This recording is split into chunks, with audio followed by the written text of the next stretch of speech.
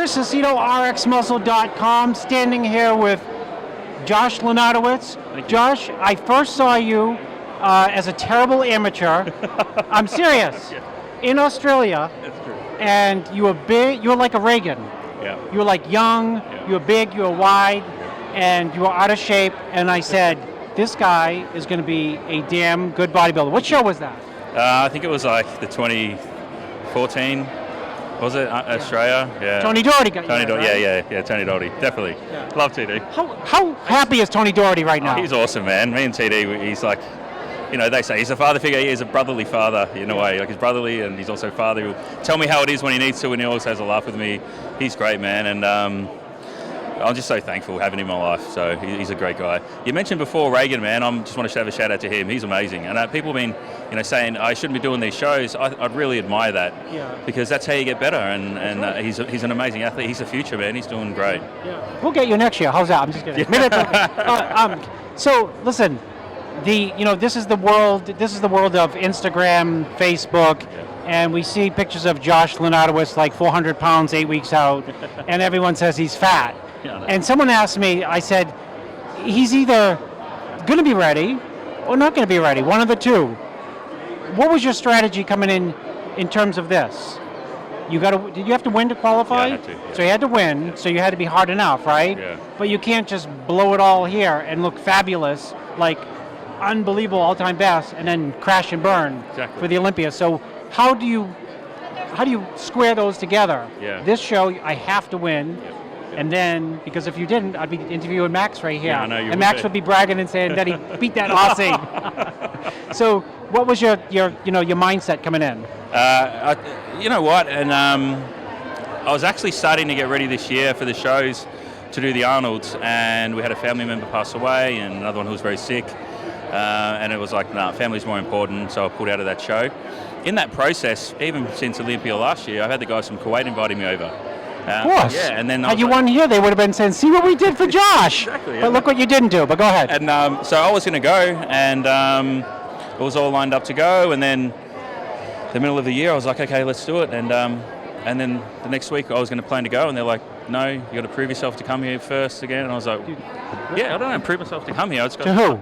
Top 10, I don't know, top 10 in the Olympia. I'm like, why do I need to prove myself to come to? Were you peeled out of your mind at the Olympia? Just like, I thought so, I hope so. I thought so. And so I was like, you know what, don't worry about it, and no disrespect, they're great guys there, I'm not saying anything bad about them, but it threw a spanner in the works in my prep, because I would have done the shows middle of the year. How good does that feel that you did it?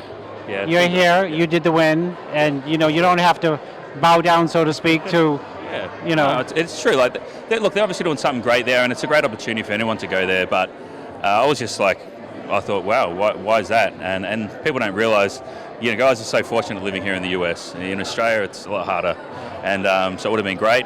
But everything happens for a reason, and I've come here, and now I'm staying here with Dallas McCullough for the next 6 weeks for prep for the Olympia and training out of Flex Lewis's gym. So everything works for a reason. Yeah, it does. And you mentioned family comes first. Yeah, and you mentioned that you had to pull out of the show because you had, someone close to you get sick, and so here's your wife. We're going to pull in because everywhere you go, just you can powder your nose or something. Come on in and you'll be okay. This is my wife, Liz. Everyone. It's Elise, right? Elizabeth. Yeah. Elizabeth. Yeah. What?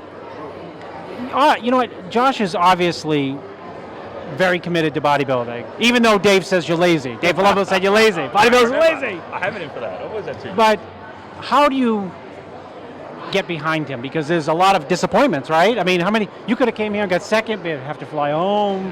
Yeah. You had you gone to Kuwait? You would have, or you've had how many shows you've been to where you thought like I'm going to do damn well and you don't do damn well.